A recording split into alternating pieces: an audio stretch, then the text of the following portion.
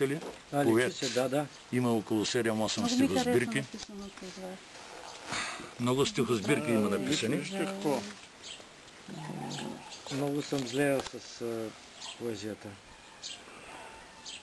Но сега ще чуем. В различни изяви, които съм участвал тук и в Димитровград, установих, че четенето на поезия изисква особено наглас. Да. Много от хората, даже наскоро и в Мирисери имаше едно представяне по случай моята 70 годишна и последна стихосбирка, където съм издал. Не могат да хванат интонацията на намереното слово. Като мереното слово е нещо различно от прозаичното слово. Значи прозата може да се чете всякак, просто като някакъв документ. Като роман. Поезията нещата са след малко по-другояче.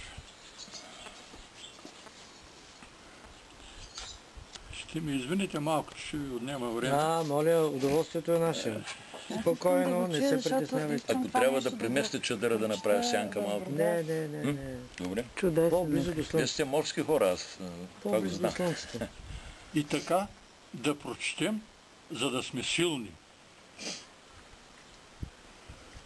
Приятели и почитатели на писаното слово. Пред нас е една книга, малка по обем, но голяма по въздействие и възбуждащо вълнение.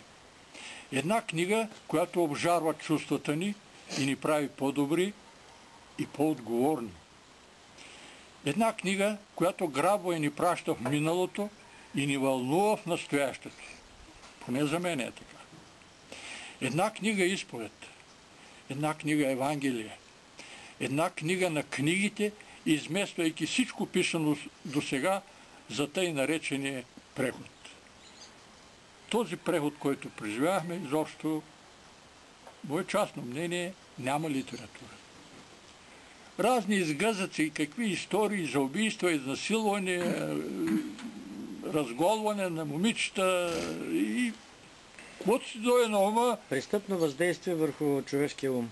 Да, значи облъчване на човешкото съзнание с цел неговото замъгляване.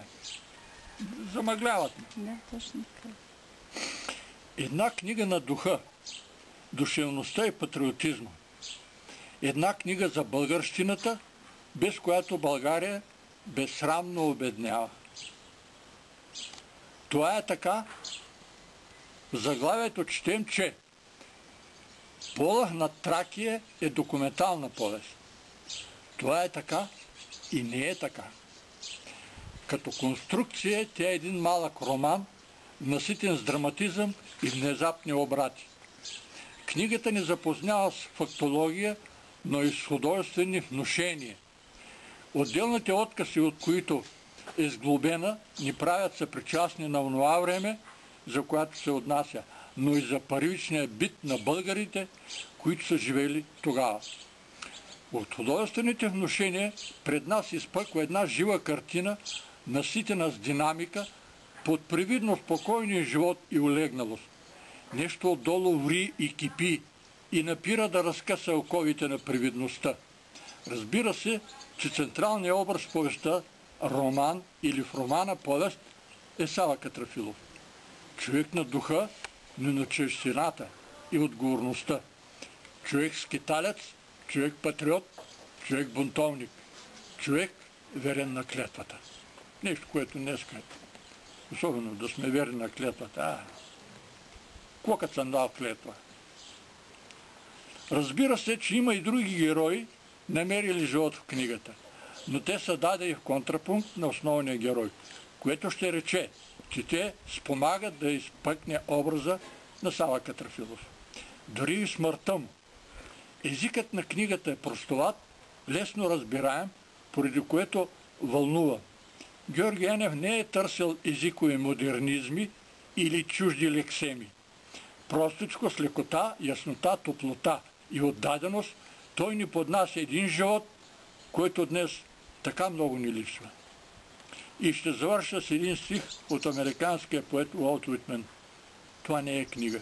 Докосваш се до нея, докосваш човек. В случая и до Георги Янев. Благодарим. Аз съм много радостен, че Гошо се надгърза с Да, той добре го е дал. такъв труд. Ще го прочета, да. Светлите